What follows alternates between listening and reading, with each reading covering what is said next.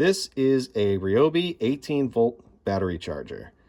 It is a P118B, and the thing I like about this charger is it's really compact. So say you're going to a job that, even if it's going to last all day, just to have a battery for that day and have one on charge just in case, this one is great to throw in a tool bag and take to the job.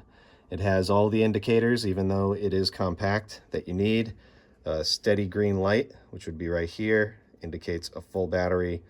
This will blink green, indicating that it's charging, and both the red light and the green light will blink if the battery is no good, and just the red light will blink if the battery has overheated. And you have to give it some time and put it back in. That happens sometimes. Right now, it's just steady red because there's no battery in it. So if we throw a battery in it, it will start to charge, and you can see there's a steady green light.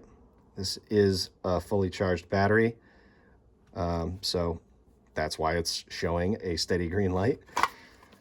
Just a great little charger to have and tote around. This is the one that I take with me, but it also lives up here. It has these two little spots right here where you put some screws into the wall, and you can hang it and charge your batteries.